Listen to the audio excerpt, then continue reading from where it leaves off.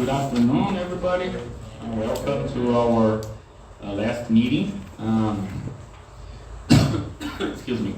So I want to just show you the practice questions that I was talking about last time, and maybe also use one of these questions just to recap some of the material we were doing at the end about risk management. That will also show you how the questions work, how I want you to work with this, okay? But what I've done for you to prepare to the exam next week is to give you a set of practice questions that cover pretty much all the material that we have seen, and the exam questions are going to be not exactly the same, you know, of course. I'm going to change the numbers, change the question a bit, but if you work on these questions, you know, if your goal is to prepare for the exam, then of course, you know, what I suggest is to work through all these questions before the exam comes. Okay, so the exam is in person, right? You do it in class? Yeah. So, we don't know. oh, you don't know? Okay. Yeah. So work through these questions, and as you're going to see here, it's a multiple choice, okay? And how do I scroll? I have to figure out how to scroll down. Yeah, here. So, question one, okay? So there is a question, right? And then here you have the 4 options, and then at the bottom there is the feedback. The feedback also tells you which question is right, which option is right. So of course, I mean, what I recommend is try to do the question without looking at the feedback, right? Do it, I don't know how you do it, but just block it out. I mean, that's up to you, okay? Because if you look at the feedback before you do the question, then, you know, there's no point, okay?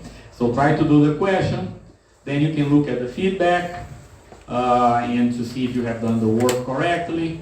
And then, of course, you try to figure out if you have a mistake. Why do you have a mistake? Maybe you didn't understand the material. You can go back to the lecture notes, right? But the solution is here. Okay, the questions should be pretty straightforward, right out of the videos. Okay, so there is questions about every topic. It's not, it's organized in order of what we covered, but the numbers, for example, this practice quiz 1, 2, 3. It's in order, but the numbers may not correspond exactly to the numbers of the lectures, but I think you can easily figure out where the answer is. And then, of course, you can also email me. Okay, I'll check my email every day. Make sure that everything is okay. If people have questions, please ask. In the weekend, I answered a couple questions by email. Your colleagues can assert that I do answer my email. So any question I'll get by email, I will answer. Okay. So you'll be ready for the exam next month. Yeah, next month. Okay, or it's not only about the exam, right? I mean, if you have other questions about the material, any question about corporate finance, and then anything, that just feel free to email me. Okay. Sorry.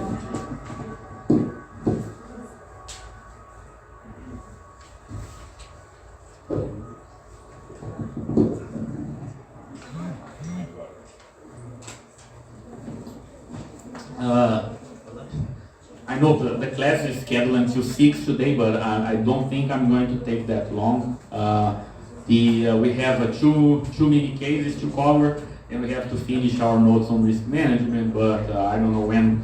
We're almost sure we're not going to need like 3 hours to do that. Okay, so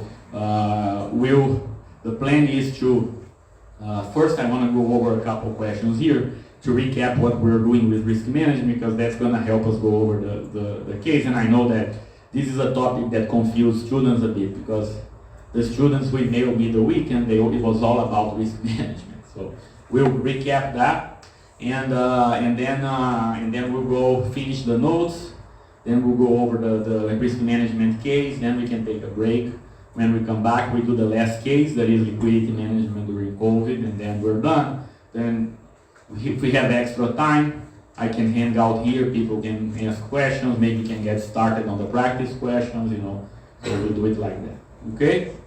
So that's the plan. Like I said, I want to start by covering, just using a couple of the practice questions to recap what we learned about risk management and also show you how this works. I think it's pretty self-explanatory, but you can see that there is quite a bit of questions, which I think is good for you because you can practice all the concepts that we learned. Okay, so the last topic that we talked about, just again, I'm using the practice questions to recap this. Nico is here now. If I have problems, I try to learn how to switch between them because I might write a bit on the paper. Huh? Not right now, Nico. In a second. Thank you. So we talked about. So let me recap broadly, right, what the course is about. So this course, the way I see it, it's about talking about all the most important financial decisions that the corporate manager needs to think about. So we started with the capital structure choice, right? Debt and equity, how much debt to issue, optimal leverage, right? Then we also talked about different cases in which companies issue debt and equity, and the role of different types of debt, the role of different types of equity, right? Why is it that companies don't issue equity in general, but that they issue equity in special circumstances like large M&A deals, venture capital, etc., right? Then we talked about payout policy, which is the other side of the coin. So managers raise funds, then they have to decide how much funds to pay out. Okay? And then finally, on Friday, we were talking about the other major corporate financial decision, which is the risk management decision, right? So just to recap what we did, I can use the practice questions just to show you that this is covering everything, and then maybe we'll go over one of these questions. But we started talking about why should companies hedge, right? So there are good motivations for hedging and there are bad motivations for hedging. So this is what this first question is about. Okay? So remember what we learned is that in general, companies manage risk not to reduce volatility necessarily, but to choose which risks to take. Right? That was the big point that we made, and that's how I like to think about risk management. Right? Risk management allows, the financial markets allow you to choose which risks you are exposed to. Right? So for example, currency risk is a risk that companies can choose not to be exposed to. Right? And if that's the choice of the company, then the financial market will allow you to mitigate that risk using forward contracts, futures, etc., which we talked about last time. I'm going to recap a bit today because there might have been a source of confusion for some students. Okay? So this is the general idea. You can check here. I'm not going to go over this question, so you can check at home, see if you can do it on your own. Why should companies hedge? And then, of course, the other issue that I emphasized when we talked about risk management is the difference between hedging and speculation, right? So it may not look that different. The cases we're going to see today, I think, are going to highlight that. In some cases, it can be difficult to really pinpoint whether a company is managing risk or whether a company is increasing risk, like speculating, right? And we learned some ideas that help distinguish between hedging and speculation. And today, the cases, the Nintendo and Rolls-Royce cases that we're going to talk about are going to help with that concept too. Okay? And then we talked about specific examples, right? And as I said on Friday, I'm focusing the specific examples are mostly on currency risk. Okay, and even people asked me last time, is this hedging only about currency risk? And of course, the answer is no. Okay, the concept is much broader. However, currency risk is convenient because we can get numerical examples. It's just easy to understand, I think, the concept in the context of currency risk. So managing currency risk is a good setting for us to think about hedging decisions.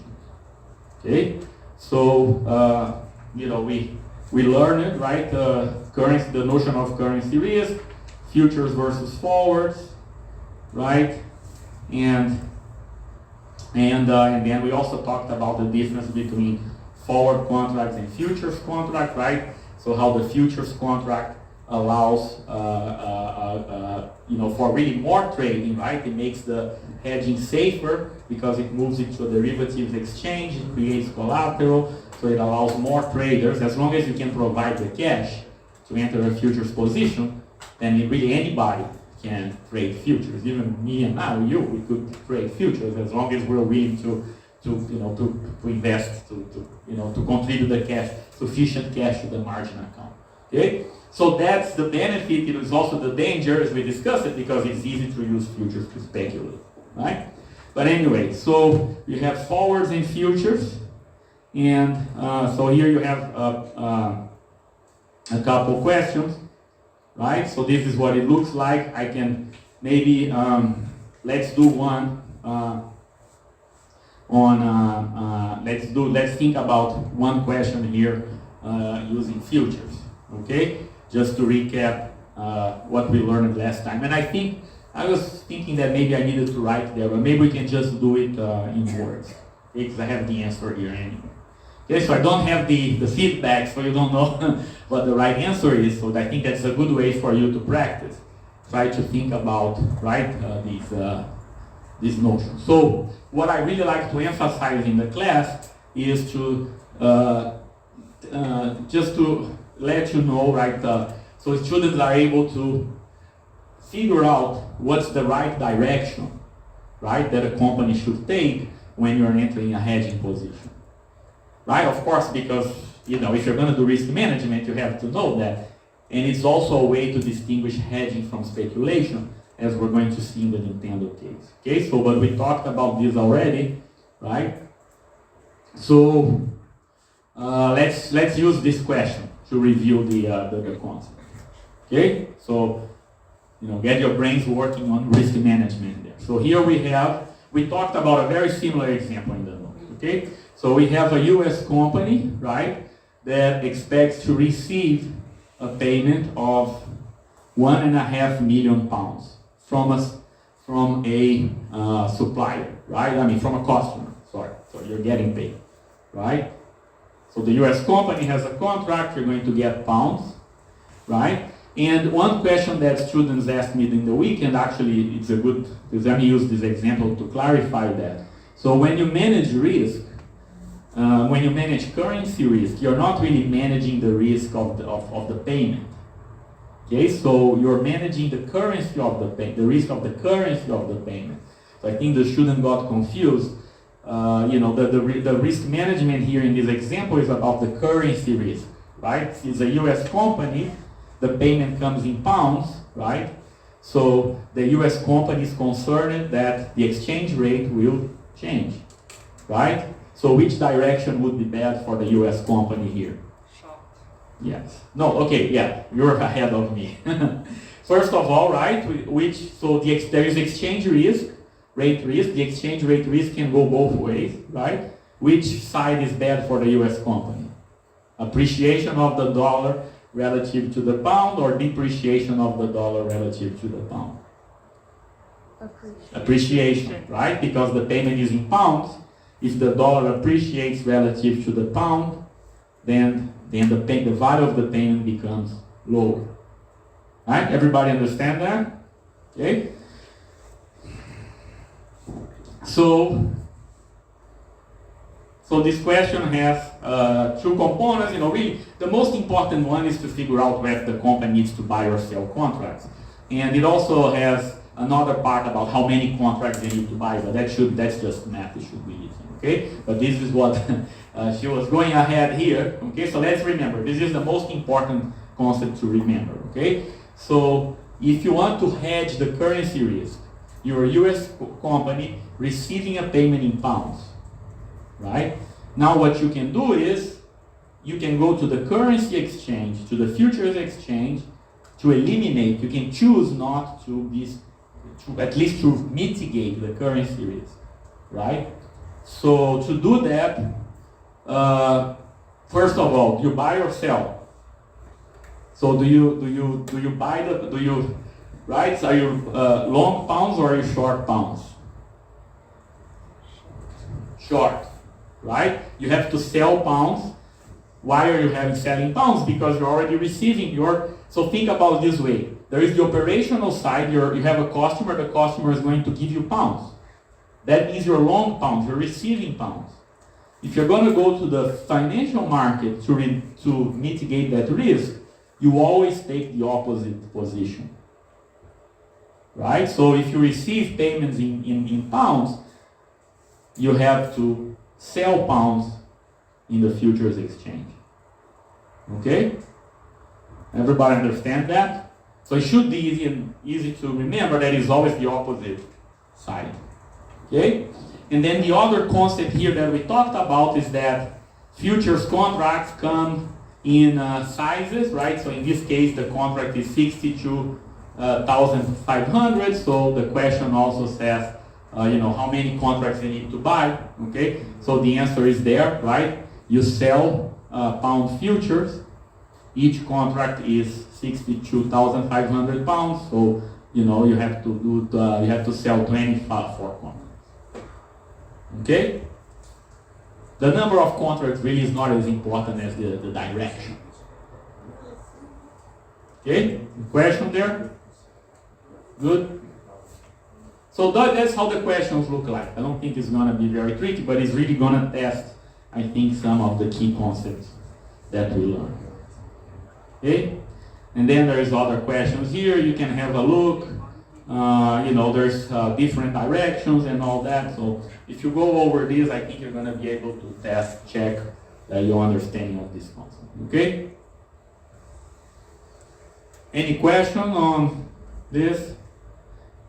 Like I said, after you go over the examples, the practice questions, if you have any specific question for me, feel free to email me. Okay, I will answer this week. I'm kind of on holiday this week, but I really never stop working. So I don't have the luxury to stop working. There's always work to do. I'm the editor of a journal. The paper submission never ends. So I always have to do some work. I don't mind doing a little bit of work, every day. So it's fine. I'll answer your emails. No problem. Okay. Any question?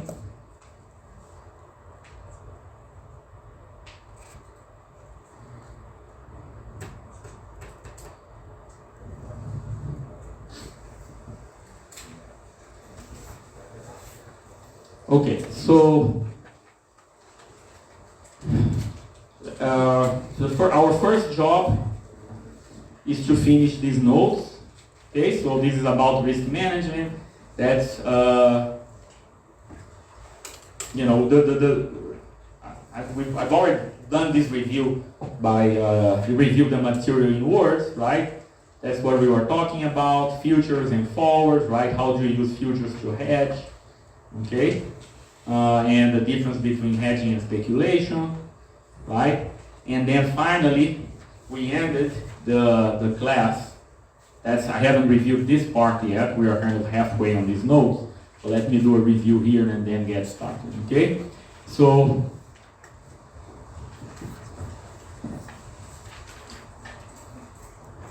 the way we ended last class is by introducing the concept of imperfect hedging. Right? So when you hedge, you're always trying to neutralize some, you're always trying to get zero, right? So when you hedge currency risk, you're not trying to make a profit in the currency market, right? You're trying to get a zero. You're trying to make sure that the fluctuations in exchange rates have no impact on your profits. So that's zero, right? However, as we learned last time, using this example, it's going to be difficult for companies to completely neutralize exchange rate risk, because exchange rate risk is going to be complemented. It's going to be affected by cash flow risk, right? So, for example, we have the situation in which a U.S. company receives revenue selling in the UK, right? And we know that using the framework that we just learned, right? We know that because the U.S. company sells in the UK, you have to go short pounds and long dollars, right, in your future position, right?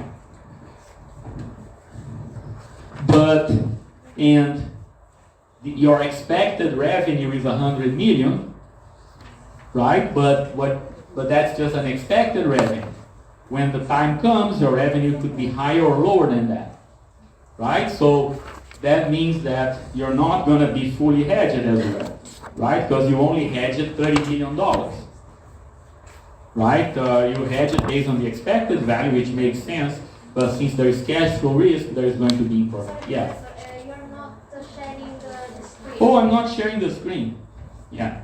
Thank you for telling me. Nico, can you help me?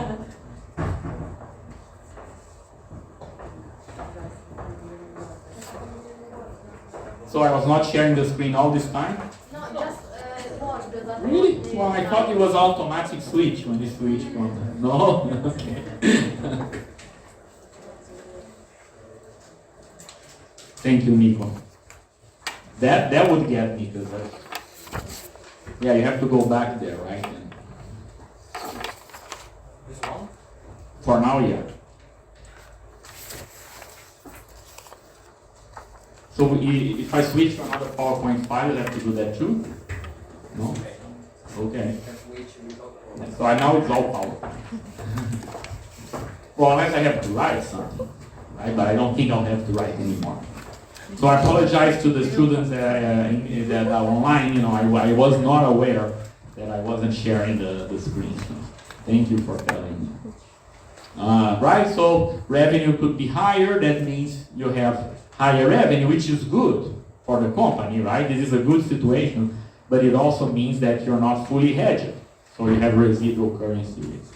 Okay, so in the real world, this idea that you have perfect hedging is not going to happen. So what the real world companies do is they use other mechanisms to supplement hedging with financial contracts. Okay, so there are two main mechanisms that real world companies use for hedging, and one of them is liquidity. So the first example that we did last time, right, is to think about a U.S. company that has to make a payment in Russian rubles, right? So again, the issue now is if the U.S. company is concerned with currency risk, what should the U.S. company do, right? And as we just talked about, in this case, you're concerned with appreciation of the ruble, right? So you can enter a forward contract, but the most important point of this example is to show you how the company can try to do the same thing using liquidity. So liquidity can be a substitute for hedging with financial contracts. Okay? So, and when you think about it, that's kind of an obvious option, right? So if you're concerned about changes in exchange rate, what you can do is you can buy the rubles today. If you know you're going to have to make a payment and you're worried about the exchange rate fluctuations, you can buy the rubles today. But that, you know, is more from a financial management point of view. It's a more interesting question because it's not just buying today. Now you also have to plan your financial structure, right? So you can't buy rubles today and spend it. You have to save the rubles. Okay, so that's how liquidity comes up, right? Because cash holdings. So the company is going to have to hold cash in rubles, and then what we did last time, the details of this example are to show you, how you do the operation, right? So there is an exchange, there is an interest rate in rubles, right, that allows you to calculate how much rubles you need to buy today. But then the problem is that there is, as we discussed it, there are costs, right? Let me just move on to the end here. There are costs to, I think I have a slide on it, yeah. So hedging with liquidity is going to be a good additional option for companies, and you're going to see examples that companies do it. But hedging with liquidity is going to introduce costs, right? So, for example, there are costs of carrying cash, right? Cash can, in some cases can have very low interest rates, which can be a problem. There are taxes on interest payments, right? So, if companies invest in bonds and the bonds pay interest, there's going to be tax implications, right? And we covered last time, the last 2 bullet points, we covered in the Russian example, right? In the real world, interest rate parity is not going to hold exactly. So you're not going to be able to perfectly replicate what you would do in the forward market, right? And then finally, you might have credit risk, right? So if you have to hold dollars or Japanese yen or Swiss francs or German bonds, then there is no credit risk. But if you have to hold Brazilian bonds, for example, then you're subject to the credit risk of the Brazilian government, which is not trivial, right? Or Russia in this case. Okay? So the point is that if the derivative is available, really in this Russian example here, it really wouldn't make sense to use liquidity, but there are some cases in which derivative is not available. And the purpose of our last case that we'll do after the break is to illustrate this. So I'm going to show you the case of how companies manage liquidity during the COVID-19 pandemic. Because in that case, there was no financial contract, right, that was written contingent on a pandemic happening. Okay? But we'll talk about that later. So the first new topic, so we're starting new material. Any questions so far on the recap?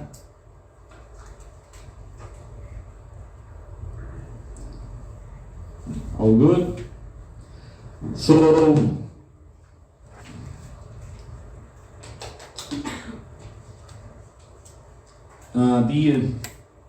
the other way in which companies can hedge currency risk.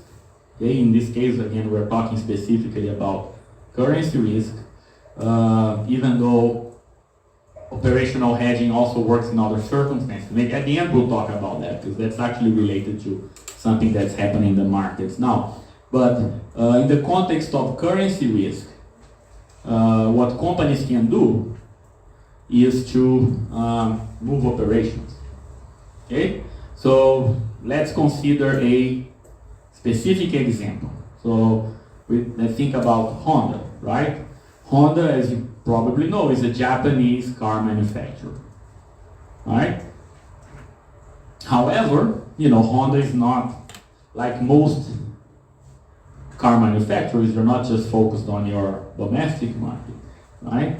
Honda is pretty, highly diversified internationally. So when you look at the revenues, 50% of the car sales are in the US. And you're not going to be able to sell cars in yen in the US, right? So you're going to have to sell in dollars, right? So that's a Honda, an old Formula One car, right? I don't think Honda is in the Formula One teams anymore, but in the old times, when Ayrton Senna was alive, there was that car. Anyway, Ayrton Senna is a famous F1 Brazilian driver that you might have heard of or not. So Japanese, right? So 50% is in the US. Let's use this to practice, right? So what's the specific currency risk that Honda faces? You sell in the US, right? So you're concerned that the dollar will appreciate or depreciate relative to the yen. Your sales are in dollars, right? If your costs are in yen, than if the dollar appreciates or depreciates? Depreciate, right? Okay? So, if the dollar depreciates relative to the yen, then Honda's profitability is going to decrease, irrespective of how many cars you sell. Right? So now it's, Honda has a risk that has nothing to do with the business. Right? Doesn't matter how fast your car is or how reliable it is or how durable it is, right? Your profits are also depending on what's happening on currency markets. Right? And that is one of the leading examples of a situation in which companies can actually choose, right? I don't want to be subject to that risk. Okay? So how can Honda manage this risk? Right? So again, you can check your intuition again, right? So if you go to the futures market, right, you have to have a position that makes money if the dollar depreciates, right? Because you want to get a zero. So you need to counteract the effect of the exchange rate on your profits.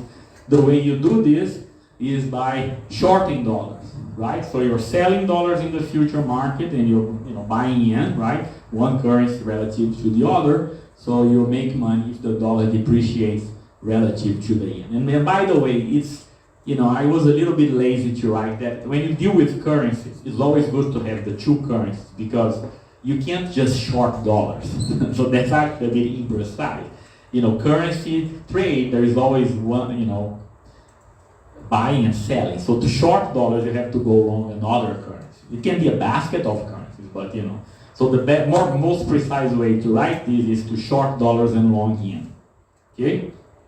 Or, short dollars, long yen, the company will make money if the dollar depreciates relative to the yen. Okay? That's just a short, it's kind of implicitly assuming that you know what the other currency is. But if you want to be very careful and precise, it's good to, right? The contracts are always written in two currencies. Okay? And here is the issue, right? This is a real-world example of the numerical example we're talking about. Honda doesn't really know what the revenue is. You have expectations, right? But you don't really know how many cars you're going to sell. So the size of the position here is not clear, right? And that may be an issue with using forwards because you really don't know how much you need. That's not a reason not to do it, but it makes it more difficult because you don't know exactly the number, how many futures positions you need in this case. Okay? So here's where the other mechanism might be helpful. And as we're going to see, Honda is actually a real-world example of a company that does use the other two mechanisms. Okay? So liquidity, right? As we learned in the Russian example,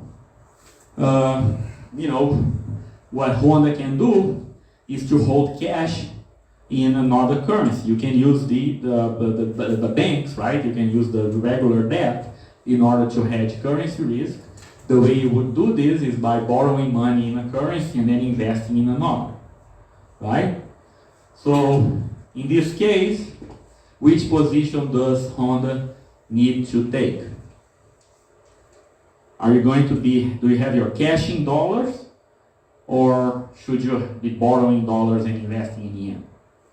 Think about that. The answer is here, but it's good for you to think about it, right? Suppose you're holding your cash in dollars. Let's start with that. What's going to happen? If the dollar depreciates relative to the yen, then what happens? Honda's profits go down. What happens to the value of your cash position? Decreases, right? You get the double whammy we talked about.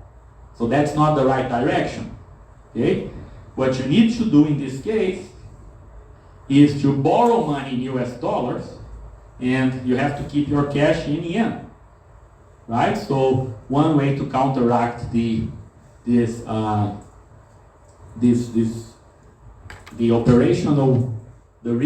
currency risk that arises from the operational structure of Honda is by holding cash in yen. which is natural, right? And if you borrow in dollars, then you have another source of hedge, because think about this, you're paying interest in dollars, right? If the dollar depreciates, the value of the interest payment decreases relative to the yen, so you counteract the effect of currency risk. So again, the corporate manager is using the financial, the balance sheet, right, in order to manage a risk that arises from operations. Okay? Any question on this? Clear? And then finally, and this is really the operational hedging component, right? And it's actually very common in the real world. What companies can do is to move some of the production to the foreign country, right? So rather than producing everything in Japan and then exporting, right, cars to the US, what Honda can do is to build plants in the US, right? And of course, there is also a strategic side to this as well. I don't want you to have the impression that multinationals do that only because of currency risk, right? Currency risk is one of the considerations, but of course there are other considerations, like the cost, right, of the labor force and supply chain issues, regulatory issues, right? I mean, there may not be an advantage in building a plant in a country where the legal rules are not good, and you are concerned that the government is going to expropriate your investments. So there are many concerns that people talk about international finance, right? I mean, that's probably one of the courses you can take here as well, right? Multinational investments, and there are many concerns that frame a company's decisions to diversify investments internationally. But currency risk is one of them. Okay, there's actually research in corporate finance showing that currency risk matters for this decision, right? And what is the idea? The idea is to have a natural hedge, right? So if you have operational costs in dollars, now you are in a better position, because if the dollar depreciates relative to the yen, so now the value of your revenues decrease, but the value of your costs also decrease, right? So that's what we call a natural hedge. Again, it may not be a perfect hedge, right? Because the company is profitable, so probably the revenue impact is going to be higher than the cost impact if the company is profitable. So, right, the same example we did before, so that's not going to allow the Honda to completely eliminate the currency risk, but it's certainly going to help, okay? And this is what we call a natural hedge. And as I was saying in the beginning, this is not in these notes, but operational hedge can also work in the context of supply chains, which is one problem. Is a problem that's actually very current, right? Many companies around the world are concerned with COVID-19 initiated some issues with supply chain risk. So companies had a traditional supplier in China, for example, and then there were problems, right? So the economies closed it down because of COVID, and then companies couldn't get supplies, etc. So one way that companies can mitigate this risk of supply chains is by doing operational hedging as well, right? So instead of just having a supplier in one country, right, where the cost is lowest, you can have supply in different countries, or even have some alternative suppliers in your own country, right? So operational hedging can work in other contexts as well. Again, I don't want to give you the impression that it's all about currency risk. Currency risk is important, but it's more like a convenient teaching. The reason I focus on it is because it's so easy to teach, but you can apply the same ideas to other risks as well. Okay? So this is a publicly traded company, and so it turns out that we can actually get data, right? We can actually measure what the company does, okay? And interestingly enough, this is a sentence from the balance sheet. Actually, there's let me mention that it's not trivial to get data on derivatives position because companies do not have to report the magnitude of their derivatives position in the standard balance sheet. So you're not going to find like a balance sheet item that tells you the size of your derivatives. Okay. So the way that companies report this is like verbally talking about it in the annual reports. So the companies have to file an annual report, and there, at least in the U.S., the regulation is that, and in many countries as well, that any financial decision that can be relevant for shareholders has to be disclosed in the annual report. So it has to be clear. For example, if a company has exposure to derivatives, it has to talk about that in the annual report. So in the case of Honda, at that time, it might have changed over the years. I check it. This is just an example from the annual report of 2016. It clearly says that they don't hold any derivatives that are designated as hedges, and that's general. That's not just for currency risk, for other risks as well. They choose not to go to the currency market. Okay? Sorry, not the currency market, the derivatives market. So, does that mean the company does not hedge? Yes, but only that specific source, right? It means that they don't hedge using derivatives, but they can still hedge using other mechanisms. Okay? So, again, from the annual reports, and again, that's another example of data that doesn't come directly from the accounting statement. We have to go to the annual reports to find this.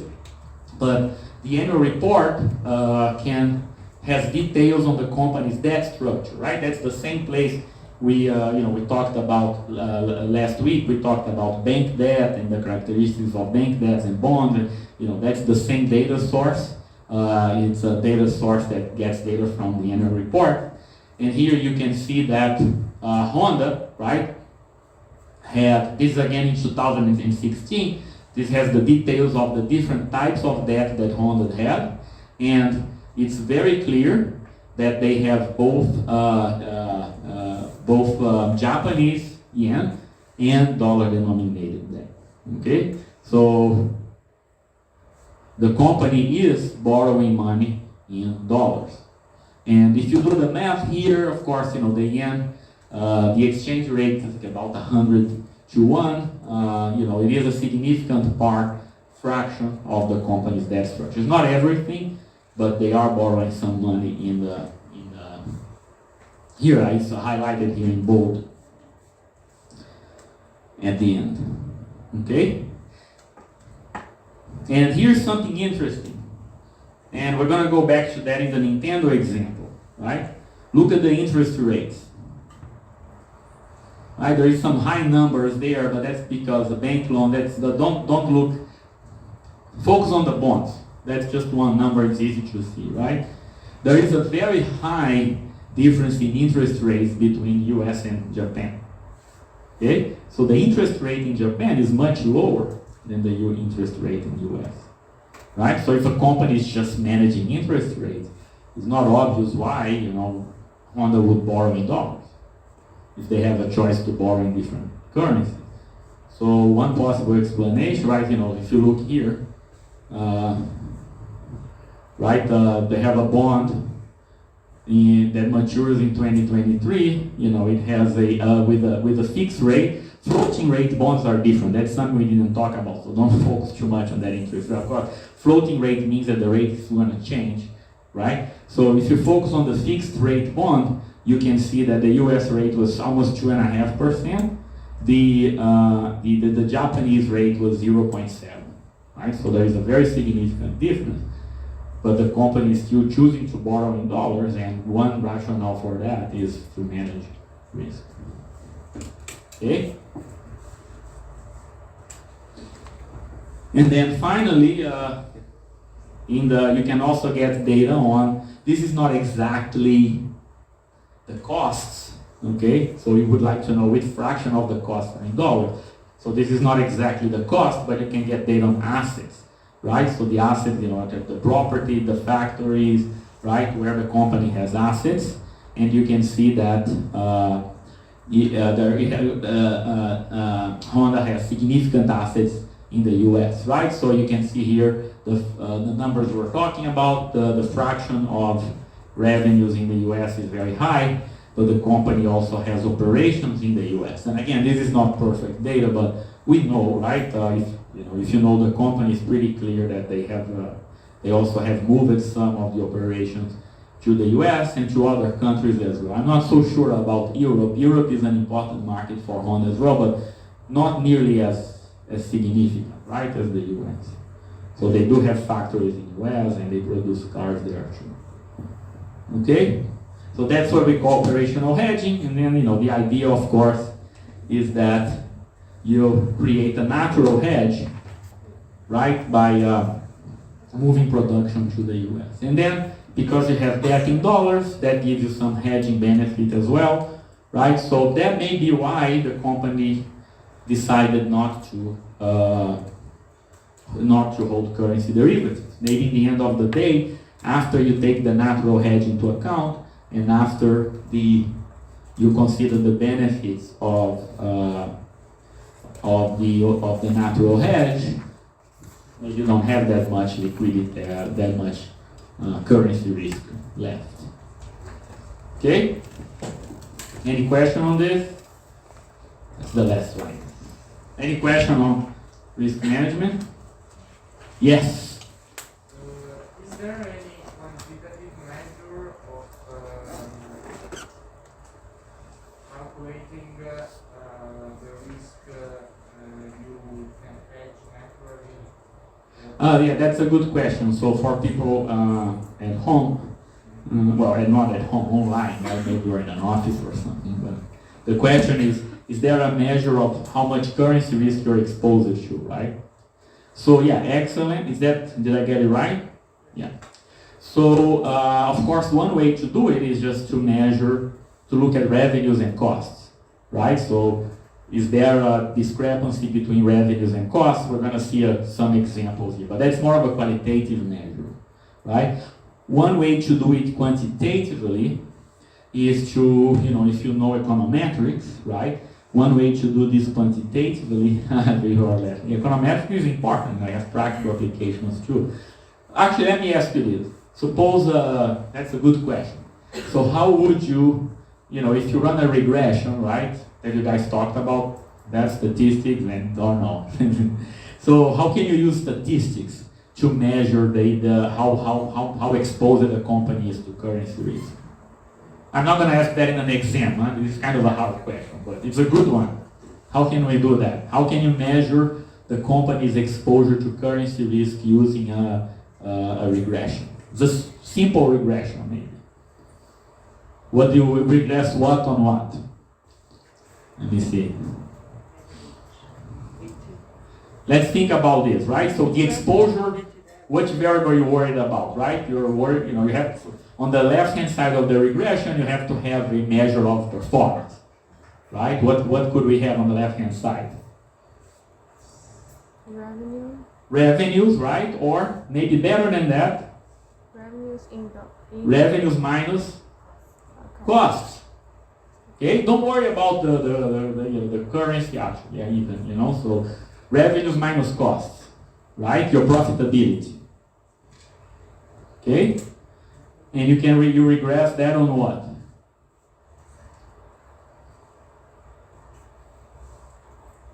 What do you put on the right hand side? The exchange rate, right? So you can measure how fluctuations in the exchange rate affect the company's profits, right? The problem with this measure is going to be affected by hedging, right? So if a company is hedging the exchange rate risk, then that coefficient might be low, so it's not a perfect measure of exposure. This would be a measure of actual exposure after taking the currency after taking currency hedging into account. So this is how you would do an academic paper, for example. You would do a measure currency exposure by looking at the effect of current exchange rate on profits, or maybe on stock returns. Okay? Stock returns would be another way to do it. That takes into account not only like current profits, but also future profits. Okay? So that would give you a more quantitative measure. Of course, it's not a perfect measure of exposure, because really what you would like to know is exposure is, what would be the effect if you were not hedging at all, right? So that's going to be harder to compute using the data. So for that, what I would like to look at is just look at the revenue and cost structure of the company, right? Then as we do in our examples here, you can figure out what the exposure is. Okay? Makes sense? It's like a beta. It's like computing a currency beta. It can be a beta, right? I mean, if you learn the CAPM beta, right? The CAPM beta is stock returns on the market return. You can do a currency beta, right? Profits on currency exchange rate. You can compute a beta on anything. Okay? Questions?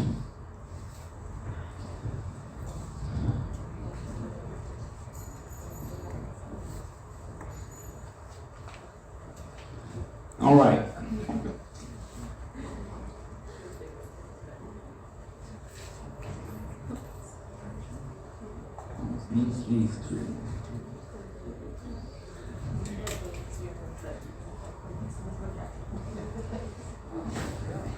So 1 hour. So if it's okay, maybe let's do the risk management cases now, because we just talked about risk management, then we'll take a break after this. Is it okay? And then we'll do the other case after the break. It's been almost an hour already. I think we can still do that before the break, if you're not too tired. Oh, these notes are a bit different, as you can see. I mean, I had the notes very nice. This is kind of the new format. By the way, that's a picture of the business, of our business school, his business school in Illinois. The business schools in the US are all these modern buildings, So today we're walking around the other building that the Torino Business School had, this historic building with very nice children. It was a very different style. Our building was built like 10 years ago, so it's all like modern architecture, glass windows, so it's just a different world, right? Of course in a nice day. The weather there can be pretty nasty, but that was a nice day when they took that picture. So yeah, those are the new notes, new format, and I was too lazy to change the format because these look pretty good actually. Doesn't matter, right? Knowing the content. 太丑了。别提了，我就在 compare。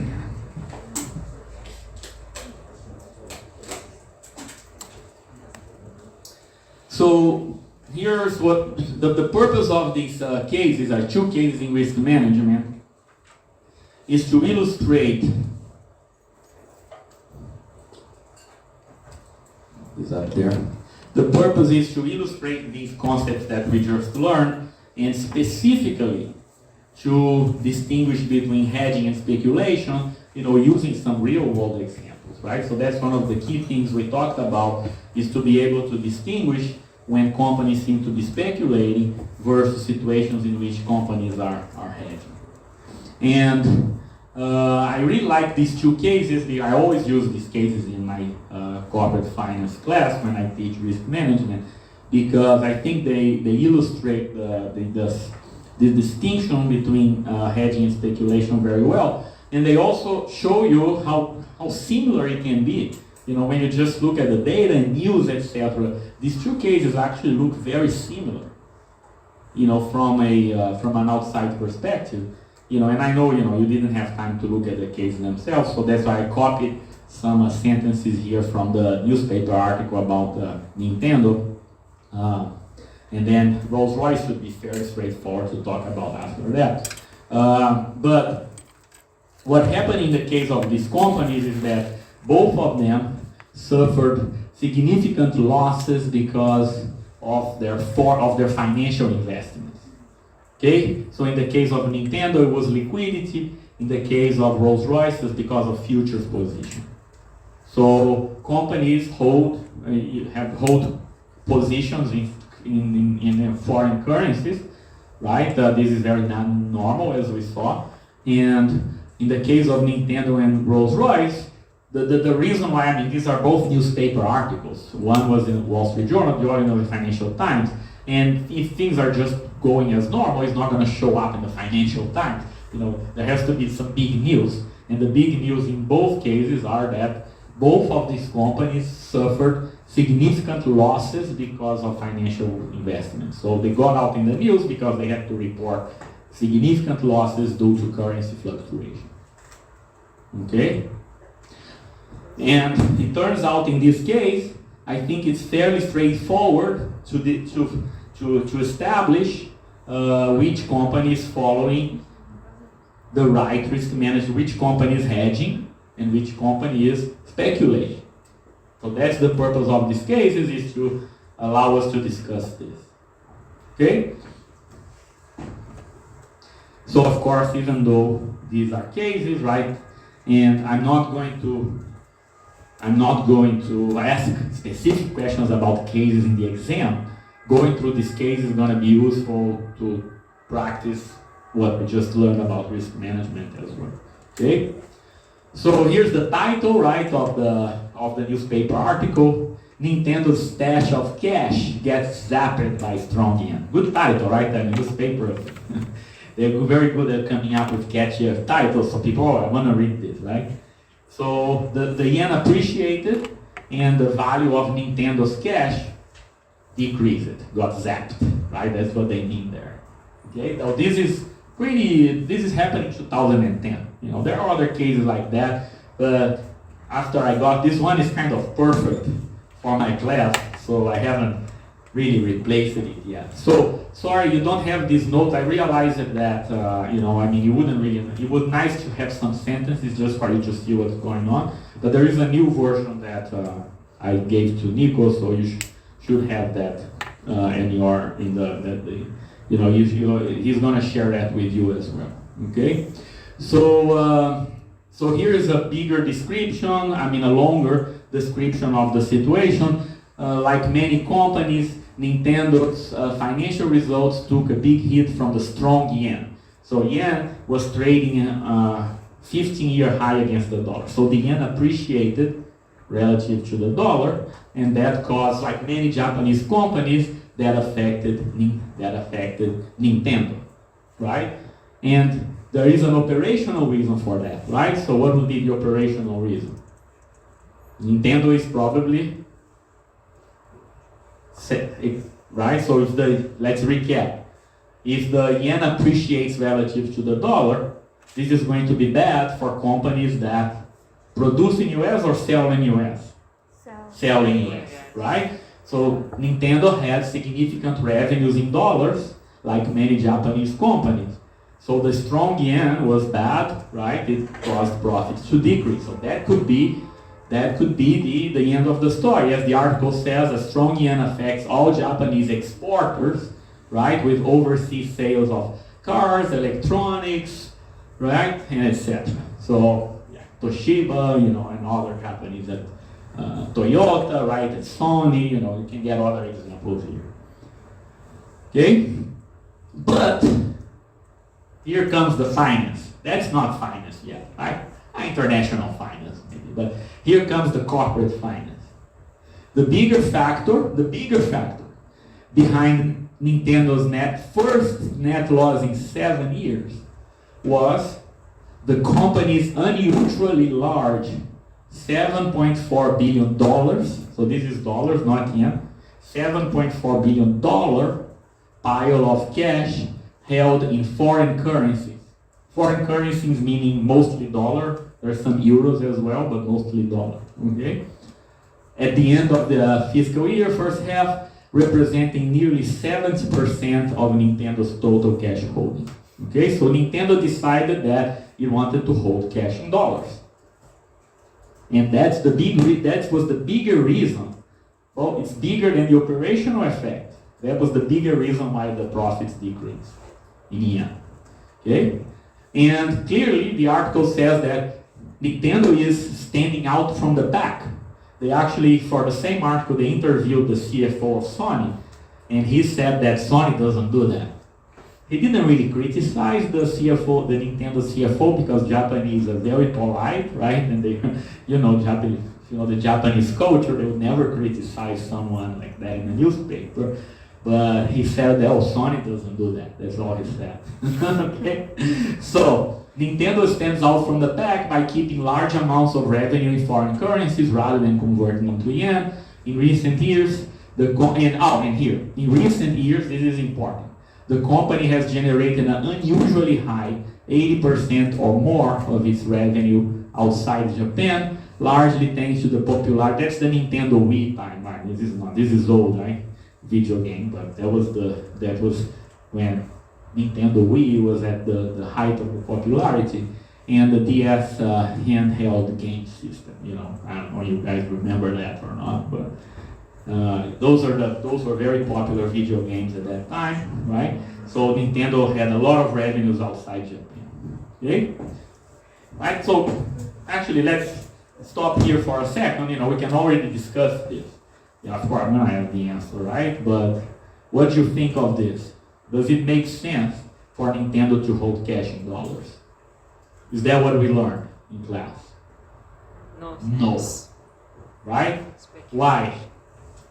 Why is it wrong for Nintendo to hold cash in dollars? In terms of I just think it's wrong. I don't think there is a good defense for it. But, I thought that in the future dollar might be appreciated if we can sell it. Well, he's right. If you hold cash in dollars, you have the risk that the dollar appreciates. So maybe they want, what you're saying is that maybe they were holding cash in dollars because they thought the dollar would appreciate relative to the yen. Yeah, sorry, I was what you had, right?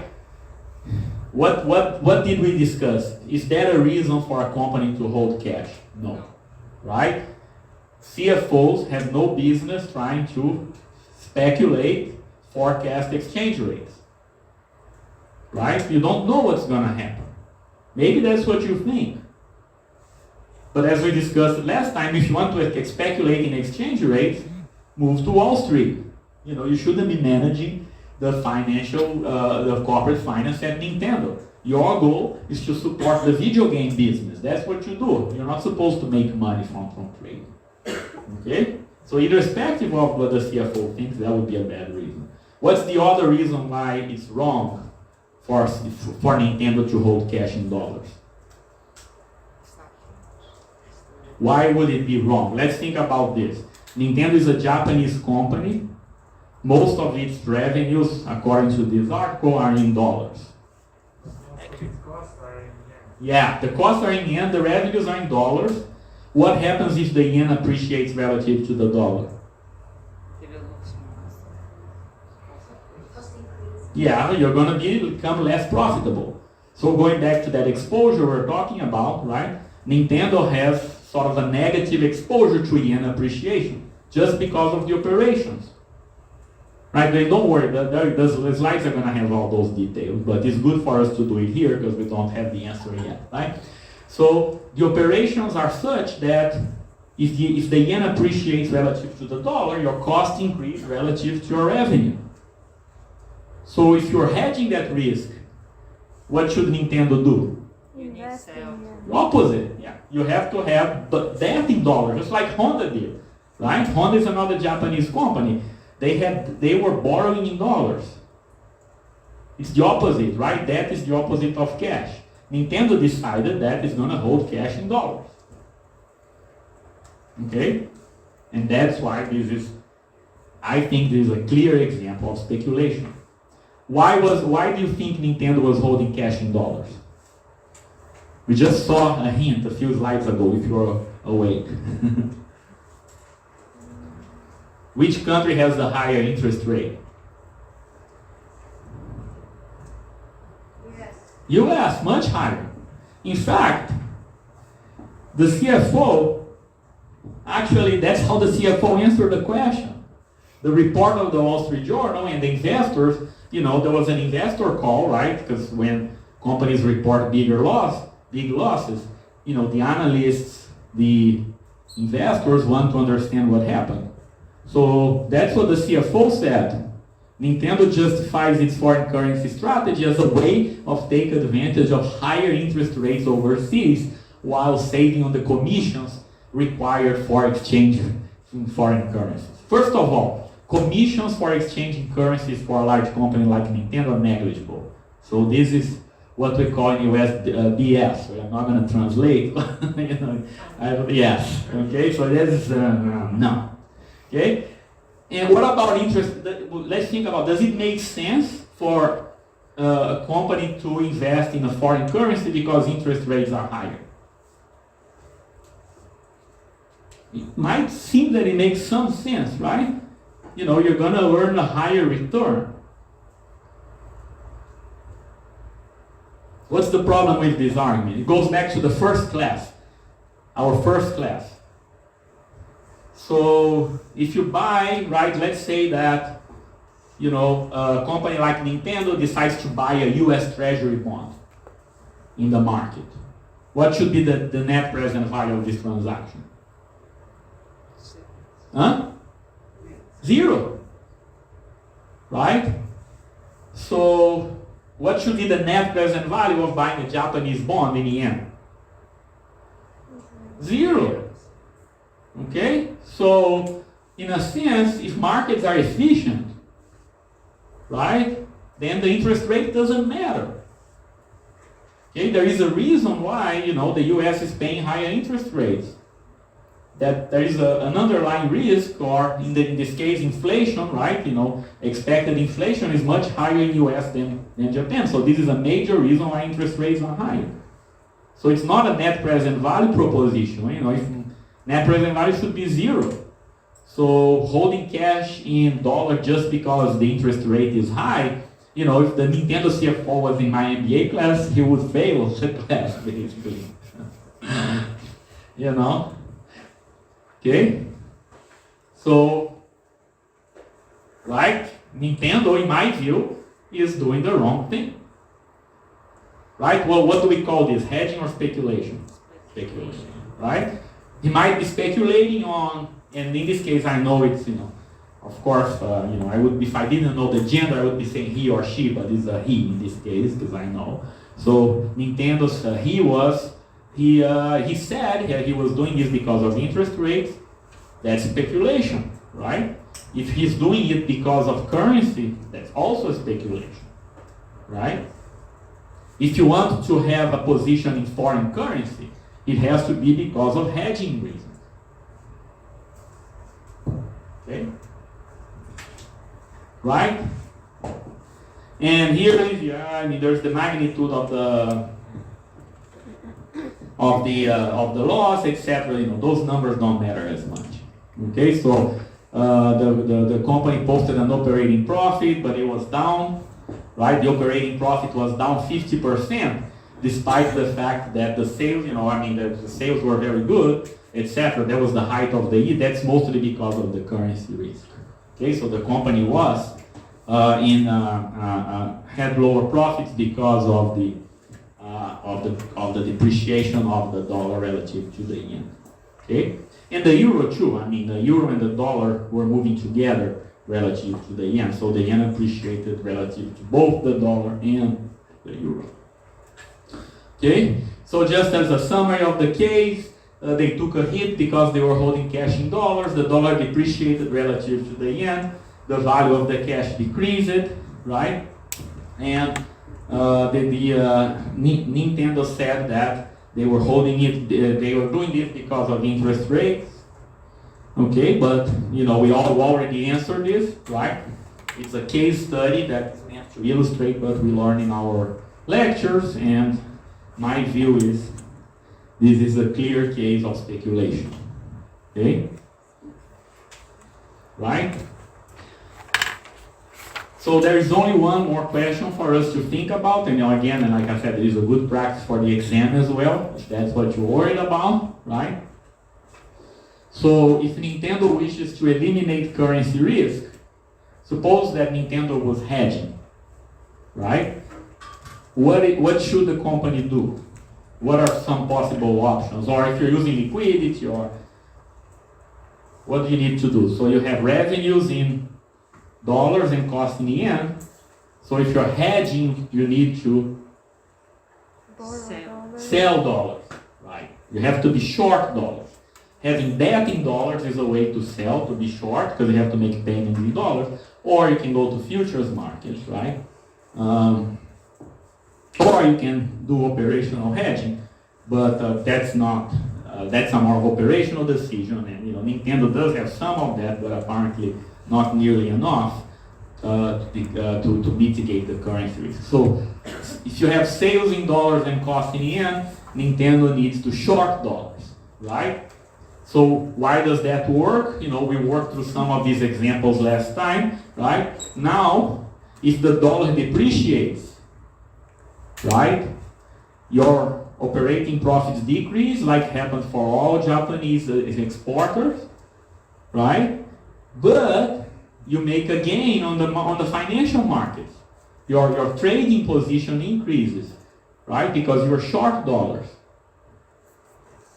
You get not necessarily zero, but you're going towards zero, right? The goal of risk management is to get zero, and Nintendo can only get zero if you're short in dollars. Okay?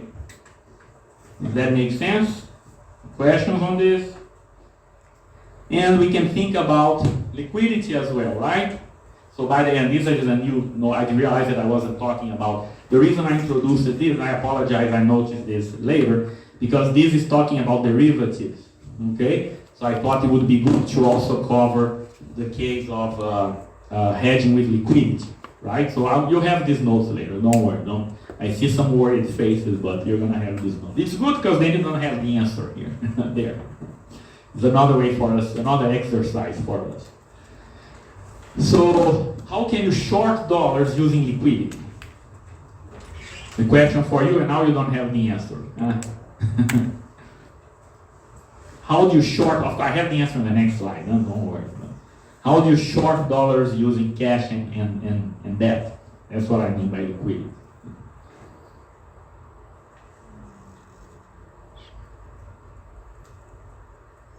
So remember, you want to make, shorting means you're selling, you're going to make payments in dollars, and you're going to receive cash in yen, right? So what do you need to do?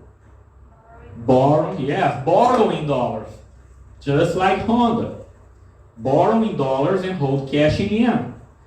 Is exactly the opposite. Then the reason I introduced this is because this is an easier contrast, right? It's a more direct contrast to what they were doing.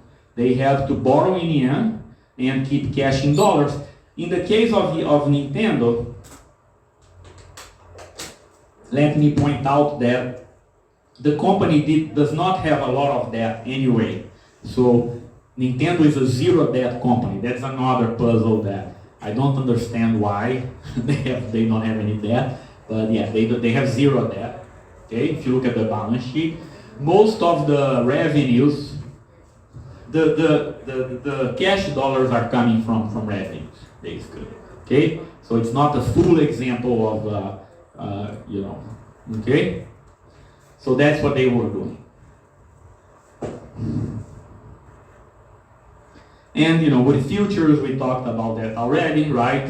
You enter, if you hedge using futures, you enter a futures contract that is short in dollars and long in yen, so you pay dollars in exchange for payments in yen. Okay, that's what we're talking about a few minutes ago. And then, of course, the point of this case is to highlight that Nintendo had the wrong directions. They were long dollars and short in yen. Okay? Questions on the Nintendo case? So we figured out the answer together right at the beginning. So, yeah. Professor, can you please just explain again hedging with liquidity? Sure.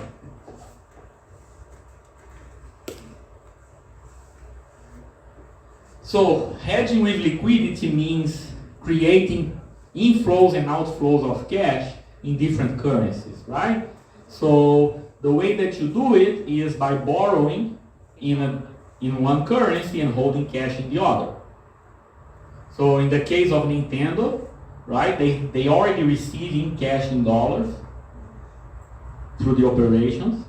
What you want to do is you want to borrow in dollars as well, right? So essentially what you can do is think of it this way: you borrow in dollars and then you use your dollar revenues to pay interest, right? So now what happens?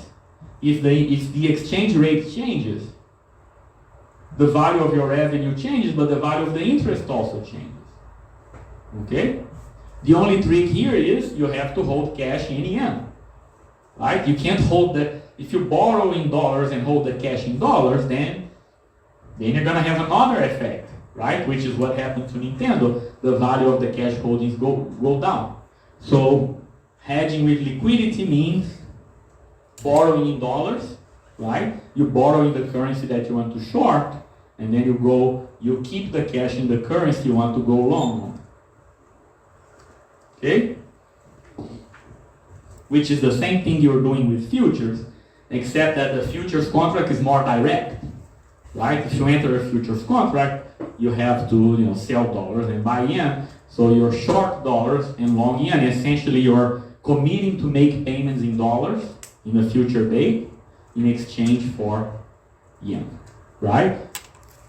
You're making payments in dollars in exchange for yen. So you're short dollars and long yen. And that's how the futures work.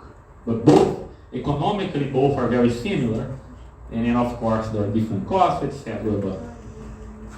But economically, you get the same position. And then the whole point is that Nintendo was in the wrong direction. Okay? Any other specific questions on this? And I'll send you these slides later as well, together with the practice questions. And I'm not going to give you the exam questions I had, of course, but those are very similar to the practice.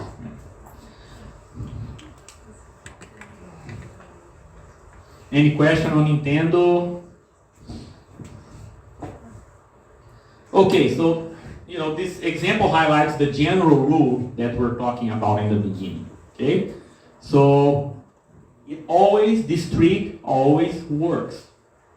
And it's pretty straightforward. That's what I tell my students. You don't need to know a lot. You really don't need to know a lot about futures. It's much simpler than it seems. Okay, that's what I think of as a general rule for hedging.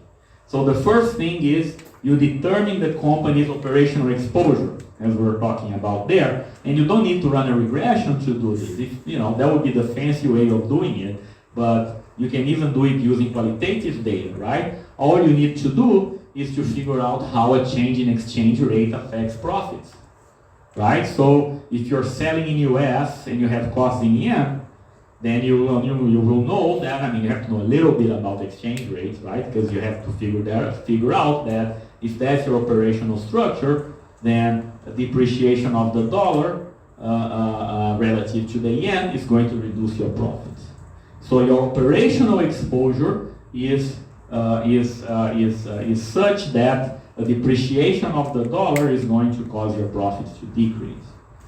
So what you do is you take a financial position, and by financial position I mean both either liquidity or future derivatives. Your financial position has to offset. It has to go in the opposite direction, right? So you have to make a trading profit if the dollar depreciates, right? And the way you do that is by shorting dollars. You're basically betting, right? You're betting on the depreciation of the dollar. Not because you're speculating, but because you want to hedge your operational exposure. Okay? Make sense? Any question on the general rule?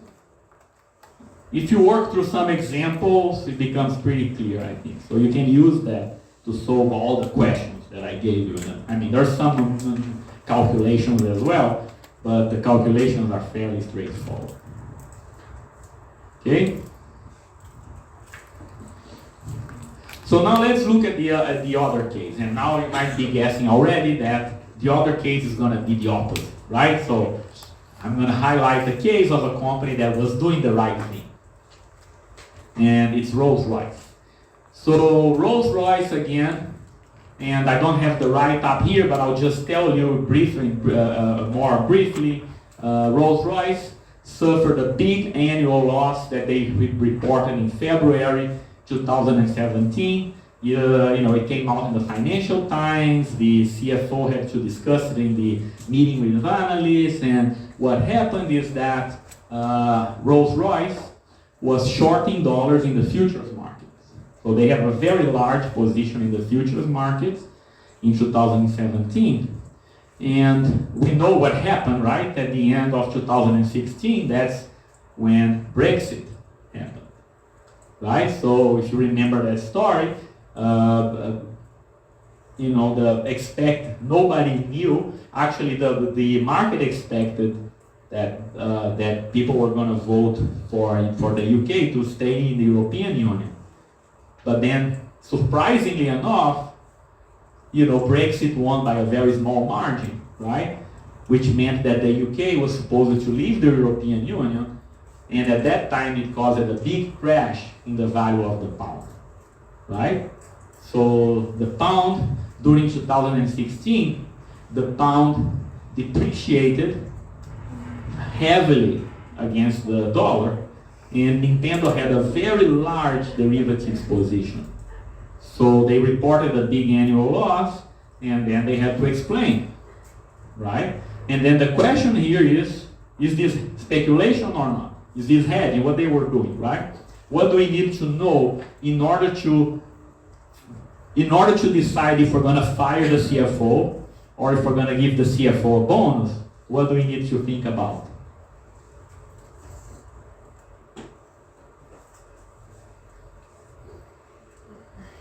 What did you just learn?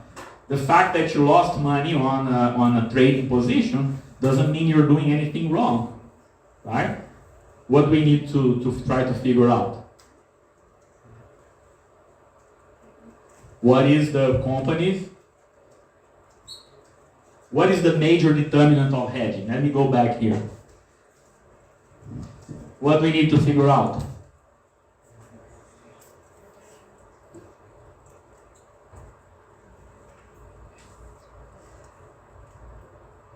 Exposure. Yeah.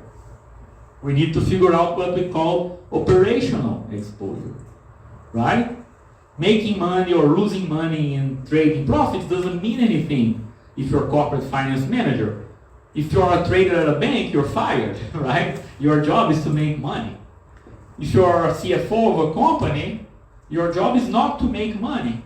Your job is to protect the company's finances, right? The company makes money on the products, right? Rolls-Royce makes money selling aircraft engines, yeah, right? So in principle, if you want to do anything with currencies, you want to eliminate the currency. You want to mitigate the currency risk, okay? So what we need to figure out is we need to figure out the operational exposure.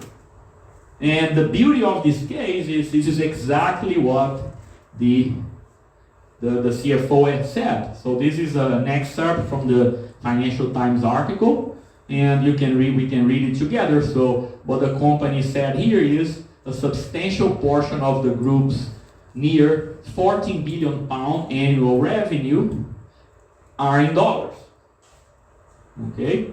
They sell aircraft engines in dollars. There really is no major aircraft manufacturer in the UK. So there is Airbus and Boeing, and those are the big customers, right? And it turns out that Rolls-Royce, Boeing is a big customer of Rolls-Royce. Okay, and then there is other types, Embraer and Bombardier. There are other aircraft makers too, but those are the major ones. So engines, they had engines, and they had long-term contracts that go with them are priced in US dollars. So they have contracts, they're going to receive cash in dollars, right? But Rolls-Royce has a relatively small manufacturing and supply chain based in dollar-linked economies. So it turns out, surprisingly, that actually surprises me, Rolls-Royce is mostly a UK company still. So they produce in the UK, right? Most of its costs are in sterling, pounds, right? But they sell all over. They sell in US and they sell in Euro, right? A lot. Okay? So that's the operational exposure.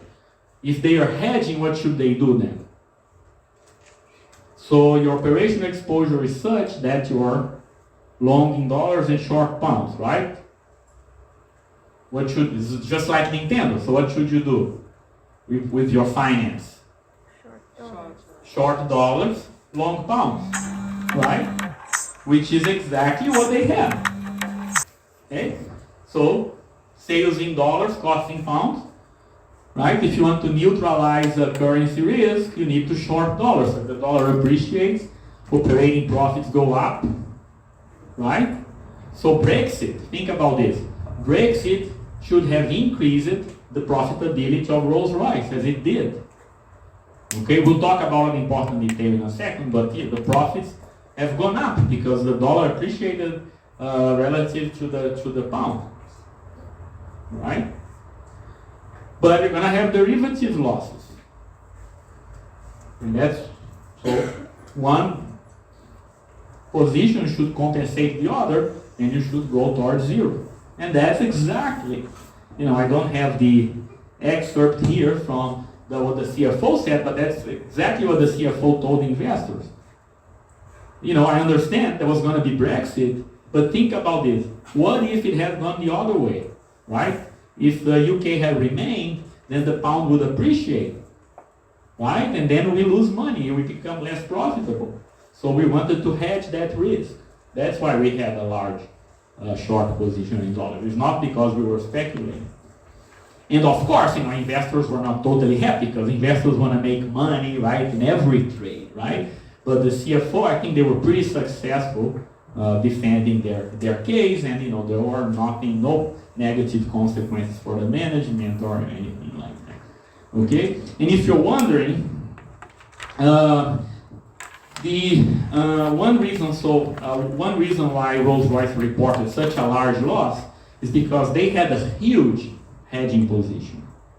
So if in this case it turns out that they had the size of their hedge book was 42 billion pounds. They had a 42 billion pound position in the London Futures Exchange, which is much higher than the annual revenue, right? The annual revenue is 14. And again, the CFO explained that clearly, right? The reason why we have such a large position is not because we're speculating, it's because we have these long-term contracts in dollars. So we're concerned about hedging not only the current operational profit, but also the future profits.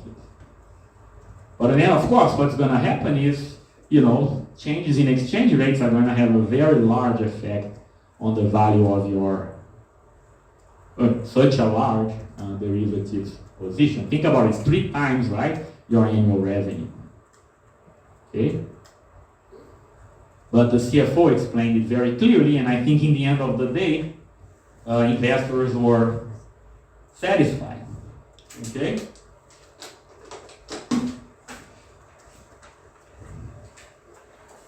Right? It's an interesting case, right? I think at least this is a very nice contrast here, right? So search for zero, right? Hedging the search for zero. Only Rolls-Royce was doing it, right? Nintendo's CFO is trying to make money with trading, and that's not okay, right? That's not the job of a corporate CFO. That's the bottom. Okay? Move to Wall Street or to the other financial markets, right? In Japan, I don't know what the name of the financial market is in Japan. The city, right, in London. Any questions on this?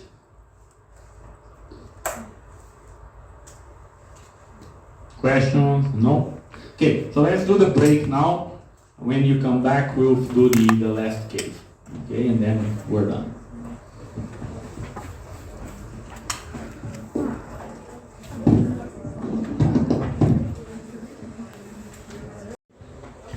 When I finish this case, I'll stay here a while if people want to come and ask questions. Okay, if you have any question about the material, of course you haven't had time, you haven't had a chance to work on the practice exam yet. But if any question that you have, I'll stay here for a while after we finish because we have some extra time. And then if you have anything you want to talk about, otherwise. we can just wrap up.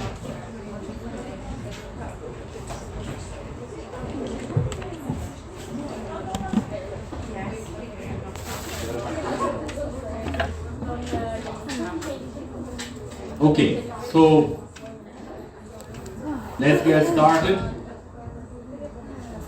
So this last case, I think it's interesting because we're going to go back to the impact of the COVID-19 pandemic on corporate finance, and it also allows us to highlight a situation in which liquidity management becomes crucial for companies, right? So the idea that we just talked about in our risk management lesson is that there are many ways that companies can manage risk, currency risk, for example, but other risks. So using the traded futures, operational hedging, but what this case highlights is the idea that there are some risks that can only be managed with liquidity. Okay? So for example, COVID-19 is an example of a pandemic-related risk, right? It's a health risk that we actually not even expected. I don't think anybody was ready or even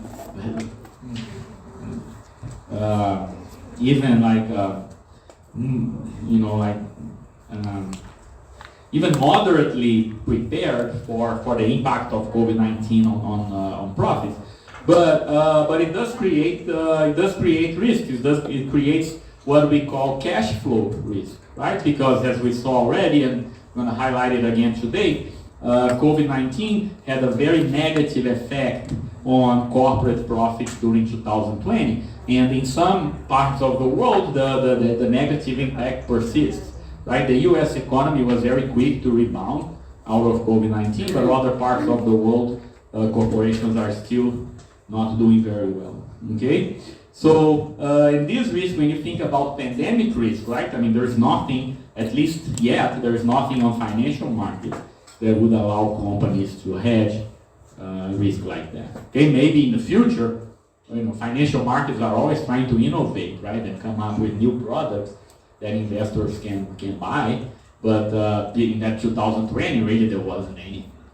Okay, but what we learned is that companies were definitely, going back to the exposure, right? Companies were definitely exposed to a pandemic, right? Because one way to measure exposure is to look at what happens to profits, as we were discussing earlier, right? How we measure exposure. In the case of COVID-19, it's clear that the pandemic had a very negative effect on profits, right? And for corporations, what matters is the lockdown, right? The fact that people can't go out, for many business, the fact that people stay home, like travel business, restaurants especially, right? Many parts, retailers, many parts of the economy suffered because people couldn't go out, right? So this is a cash flow risk, right? And there was a large negative shock to profits in 2020, and as we saw already in our previous, we talked about the equity issuance, right, during COVID-19. We saw that financial analysts expected profit growth to go back up for 2021. And I like to show this graph. This is what I was talking about on last week. This is a very interesting graph because it shows both the magnitude of the shock and also the expected recovery. So let me explain what this is. This is a series of forecasts of profits, earnings per share of standard S&P 500 companies. So these are the 500 largest public companies in US, and you can think of these as average profits. It's earnings per share, which as you know from last class, I don't particularly like, but that's what analysts focus on, and it's enough to show the magnitude of the effect here. Okay. So what you have this is called rolling forecast because it shows the profit forecast at different time periods. And let's focus on the green line, okay, that you can see there, and the red line.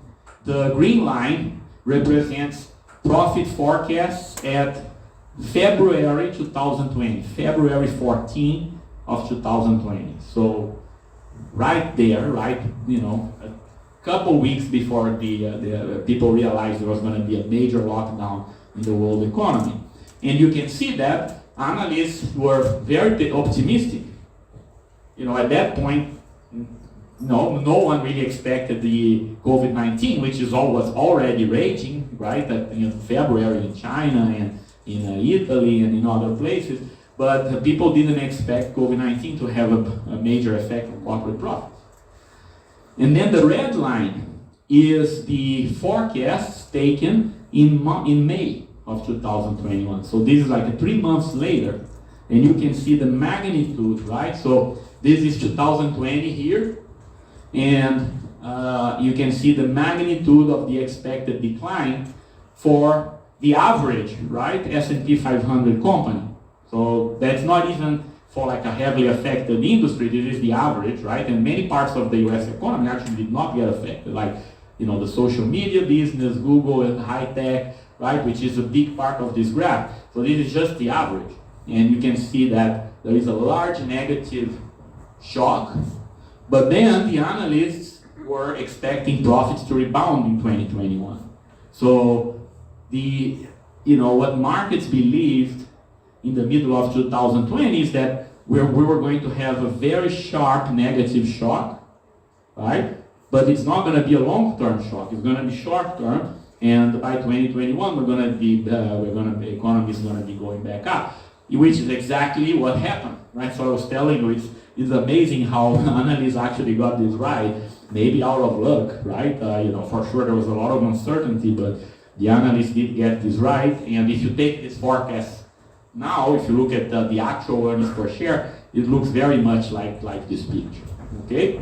But the shock is still there, right? And it's an unprecedented shock to corporate profits. And we saw an example of a company already, right? Roof's Hospitality Group, that is a great example of a business that was heavily affected by COVID-19, because it's a restaurant that is high-end. It's a high-end restaurant that doesn't do takeout, and it focuses mostly on indoor business. It's high-end. It's not a place where people just sit out and it's a sort of a formal steakhouse, and they got hit very heavily, right? We saw some of this data already, but here are the financial forecasts for the company taken in March of 2020.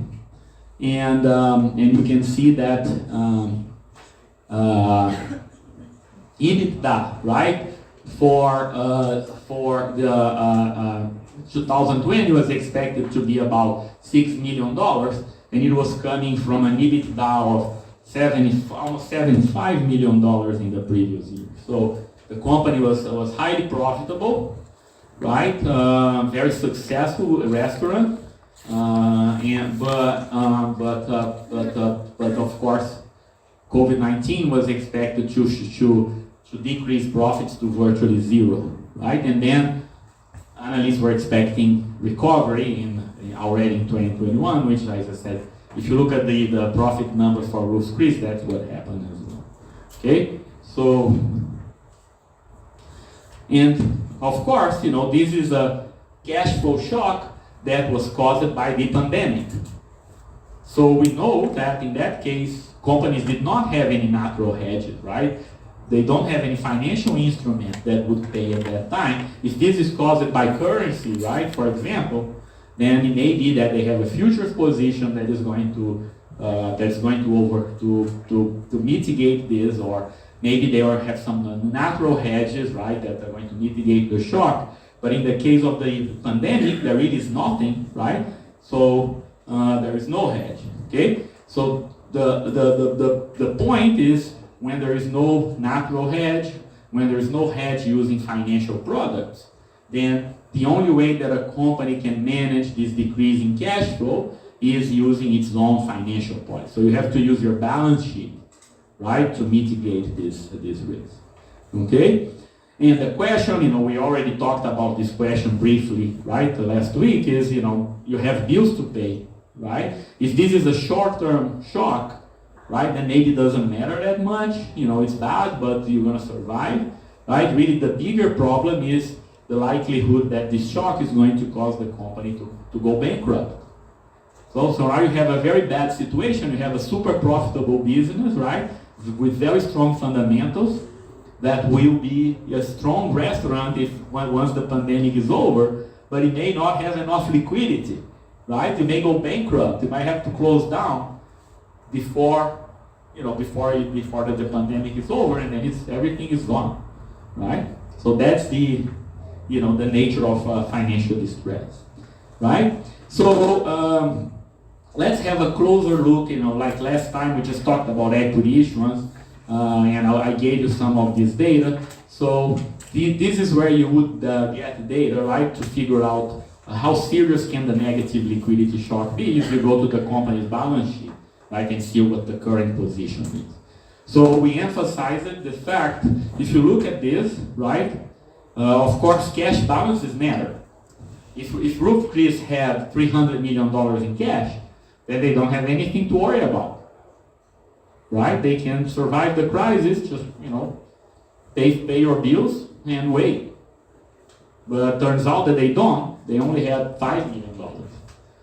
And where do we see that they have bills to pay? We also look at the balance sheet, as you probably learned in another class, right? We can look at short-term liabilities, right? And here the short-term liabilities, they had accounts payable. Accrued expenses are very similar to accounts payable, right? So basically they had $41 million in accounts payable. Okay, they had some leases that they had the current portion. Leases, like as we talked briefly last week, these are like a debt, right? So rentals, they had $14 million in rental payments, right, for the buildings that they lease. And then they had this unearned revenue, which we'll talk about. So, but there's a significant amount of bills that they have to pay. It's a lot more than what they have, right? So let's summarize this, but first, and then of course, the other issue that we need to think about is that the company does have other sources of liquidity, right? In the balance sheet, you can also measure other possible sources of liquidity, which are receivables, right? Companies have accounts receivable, and companies have inventories, right? And those could, in principle, provide some liquidity. You can see that Roof Chris had $24 million in receivables, right? And they had about $10 million, prepaid expenses are close to receivables. So they had about $40 million in receivables and $10 million in inventory, right? But the problem is that, it's a pandemic. So receivables are not, right? I mean, there is a significant concern that that you're not gonna get the receivable, right? That people are not gonna pay, etc. So there is some default risk. The inventory is probably not worth much, right? I mean, this is like steak, right? Think about it. There's a frozen steak. What are you gonna do with it if you can't? If you can't sell it, if you can't cook, if you can't sell a dinner, you can give it away, but you're not gonna make any money out of that. And like I said, Roof Chris doesn't really do takeout business. Like a grilled steak is not really conducive for takeout. Even if people are willing to pay $50 to get a grilled steak at home, it's not gonna be good, right? So, and the only silver lining here is this unearned revenue that you see in the balance sheet. Is very significant, and it turns out that this comes from gift cards. So Roof Chris has a significant business on gift cards. So for example, a company can buy like a credit card or debit card and give it to employees as a gift. So like $100 gift card that you can go spend on a Roof Chris to buy a steak instead of of paying cash. And turns out that they had a lot of those. They had $50 million, right, of unearned revenue. So a complete liquidity analysis of the company has to think about, what is that, right? And it turns out that those gift cards are unrefundable. So according to the financial analysts that I looked at, the people who study restaurants in detail, that's probably okay to ignore. It's a liability, right? Why is it a liability? Because you committed to provide the service. So it's recorded in the balance sheet as a liability. But nobody's going to go to the restaurant to collect, right? So the gift card is just going to expire. And, and so the company is not really going to have to honor that. Is that clear? But even if we ignore, right? Those are the numbers that I gave you last time. I just showed you where they come from. Even if we ignore the unearned revenue, that's what I'm doing here. Okay, you're still short, right? Because you have $60 million in current liabilities that do not come from gift cards, right? And you have $5 million in cash. There's receivables that you may not get, right? And then there is the inventory, which is probably worth zero. Okay? So this is a company that has a clear shortage of funds, right? And needs to do something to manage this cash flow shock. Okay, and I know you didn't have time to study this case. So, but basically, I think everybody can get the answer. We talked about this last week already, right? What the company needs to do in this case is to raise finance, right? It's a clear situation in which you have to boost your balance sheet, and this is where the liquidity management component is going to come in a second. Okay, so we know already that we discussed it last week. This is roof squeeze is one example of the big trend, right, that happened in 2020 in the US. Many companies that were heavily affected by COVID decided to issue equity, and they did it in May. The stock price was very low in March, so it was not a very feasible option for them, but they did raise equity in May, as we learned last week.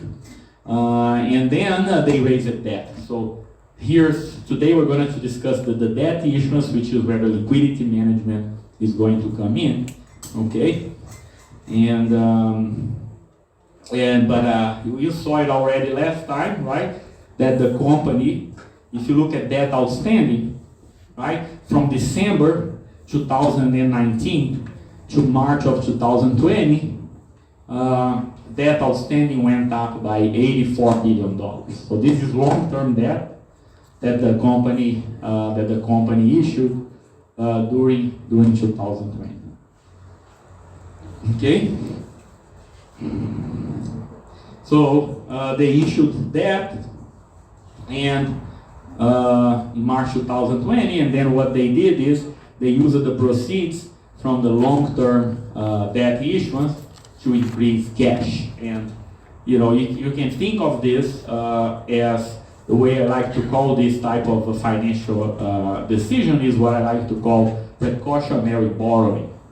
Right, so the company is borrowing money, right, and saving cash, right, because now you have $70 million in cash, and you have increased your ability to pay your short-term bills. And remember, this is long-term debt, so the debt is only going to be due in the future, right? This was debt that was maturing several years from 2021. So then the company doesn't have to repay the debt until later. In the interim, you have increased your liquidity, right? Any question on this so far? So here's where so you can see the liquidity management component already increasing cash, but there is another interesting twist here, which has to do with the type of debt that they issued. Okay, so this is going to be the most important takeaway of the case today. It turns out, they could have issued, one possibility would be to issue bonds, right? As we discussed it last time, companies can issue debt by selling bonds in the public market.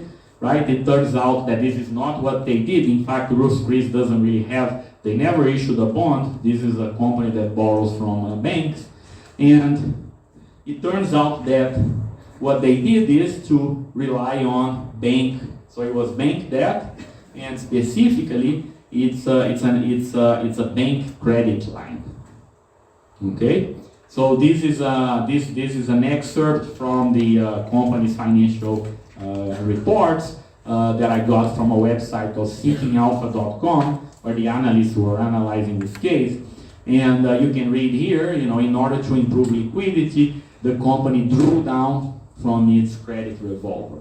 Okay, the company had 64 million drawn already at the end of 2019, so they had borrowed some money, but on March 16th of 2020, right at the beginning of the pandemic, the company drew down the remaining amount, that was 51.2 million, and 4.8 million in letters of credit. It's pretty much the same thing. Okay, so the source was a bank credit line. Okay, so let's think about, there is a very interesting aspect here. So this is a company that issued debt right at the beginning of the pandemic, right? When there was a lot of uncertainty, and it turns out that this is a highly levered company, right? They already had high leverage, I didn't give you the data, but their leverage was above 50%, right? We saw, that's pretty high, right? And the company is facing a liquidity issue.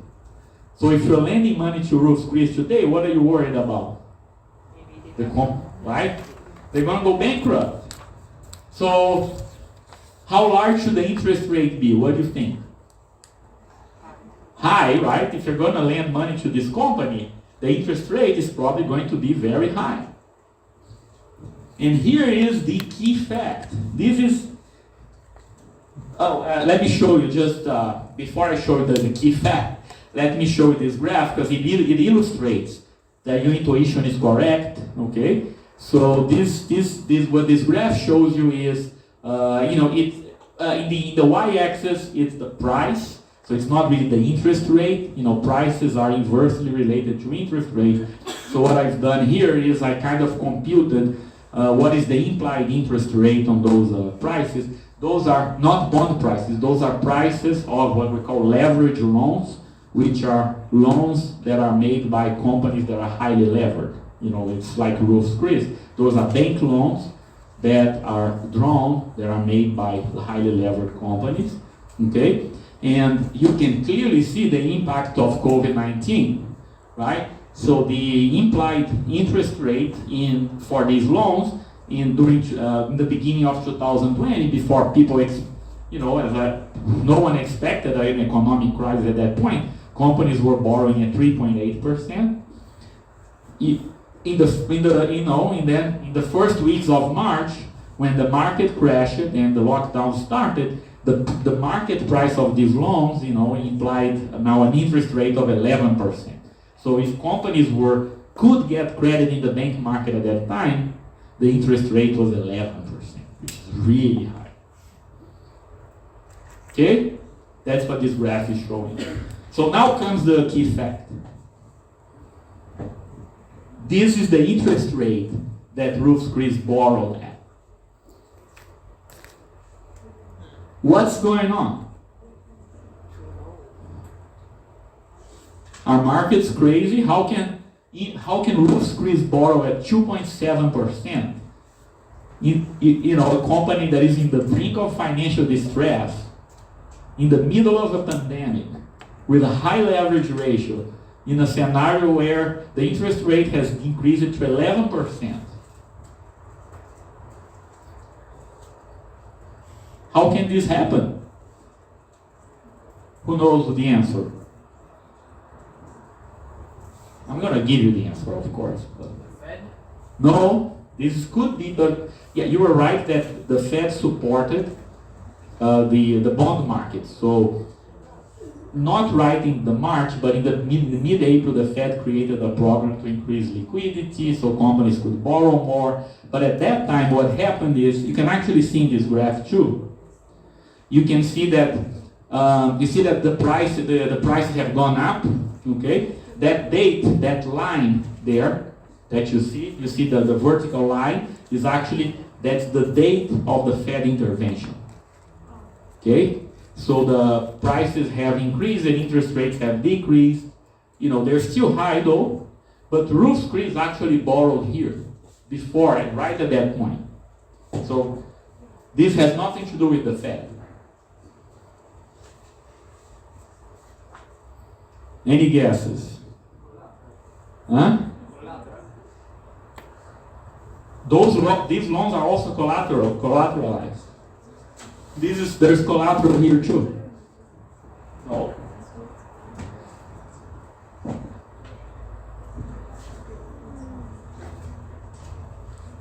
There is a magic financial instrument behind this, which is what I like to highlight in this case. It's not magic, it's just a standard financial instrument.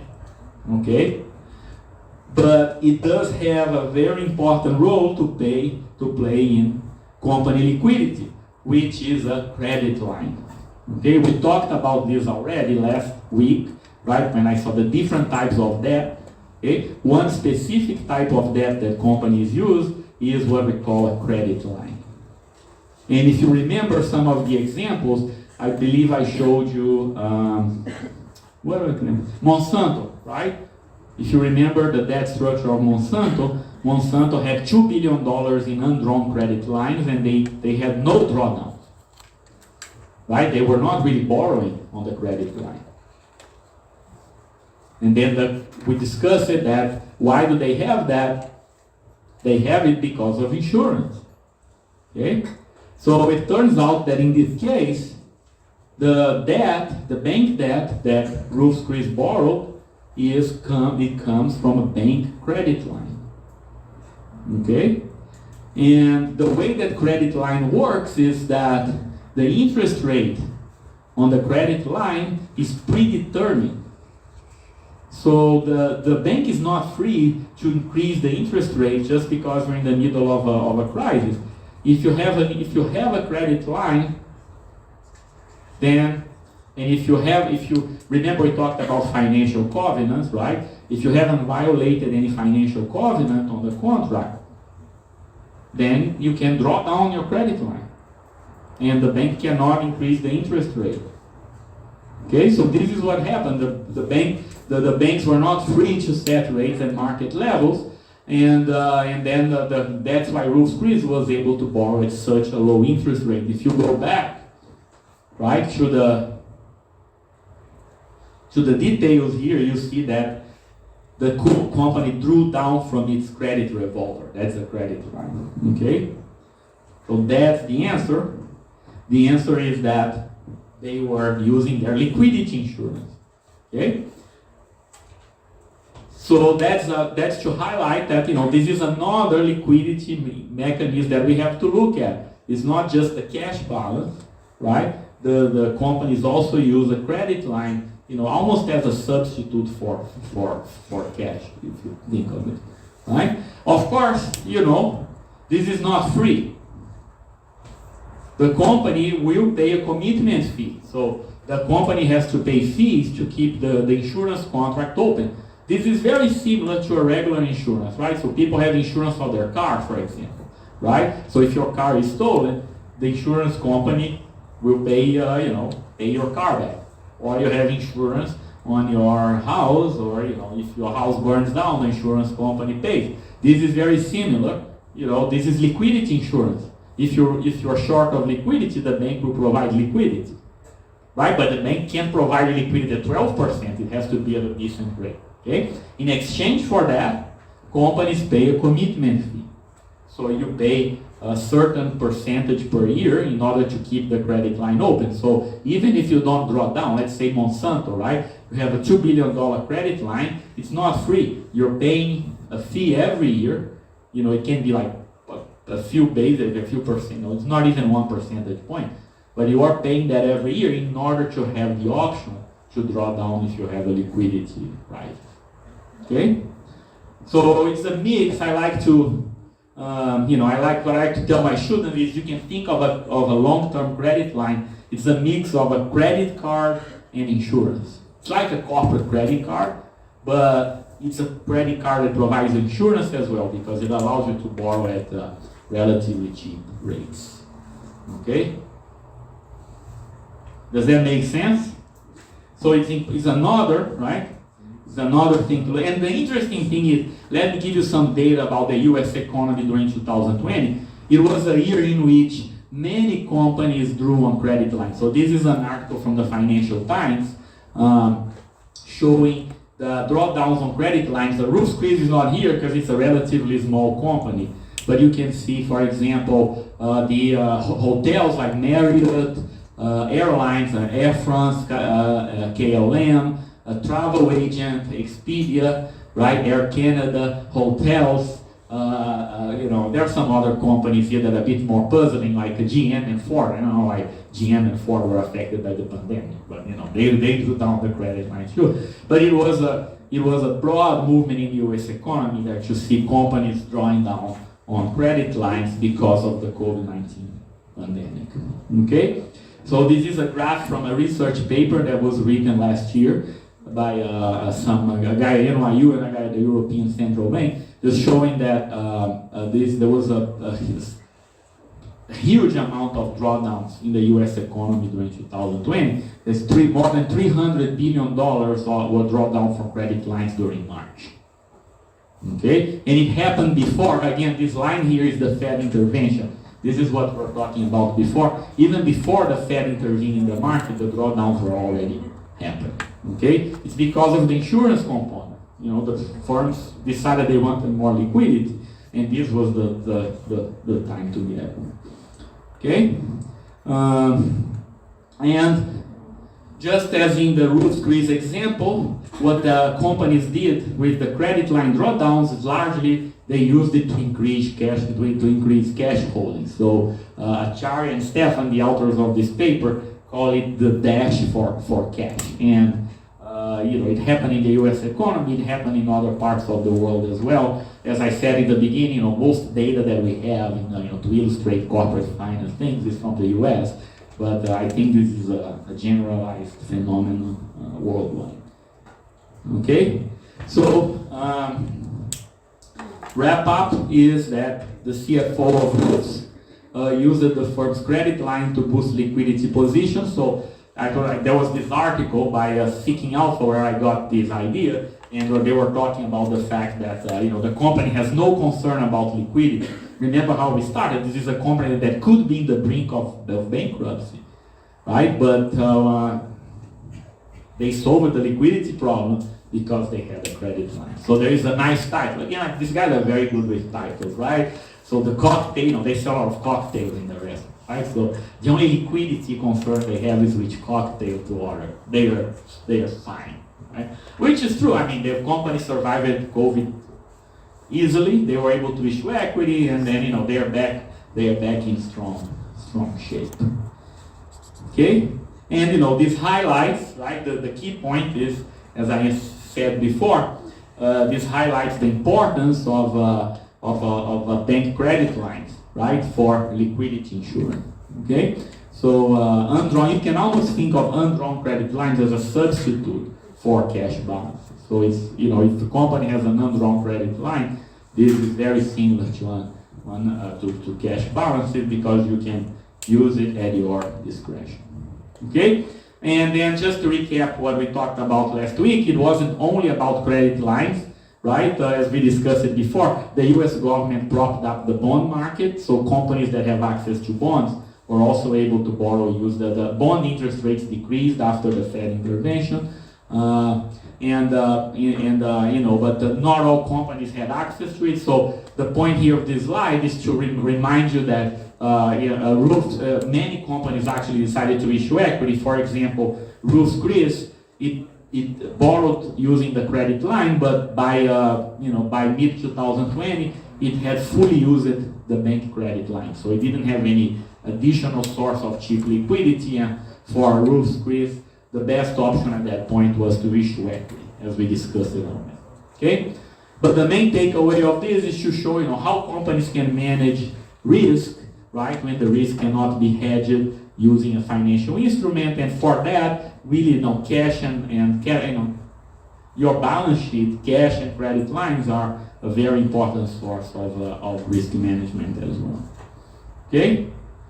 So that's it. That's what I thought. Almost now, I have an hour left to go, but I don't have any more notes. So any question on this example? No? So I said I'll hang out here for a second. If people have other questions about this or the other material, I can answer. Otherwise, it was very nice meeting you. Good luck on your studies, your career. The exam is gonna be easy. Don't worry about it. But in the long term, best luck for everybody. It was a pleasure to be here with you. As I said, if you have any follow-up questions later on, and it doesn't have to be about the class, even if you have other questions about careers and anything I can help, feel free to send me an email. Please use the Illinois email. I'm not checking my UNITO email, okay? So just email me to my Illinois email. It's fine, okay? Thank you very much. Thank you.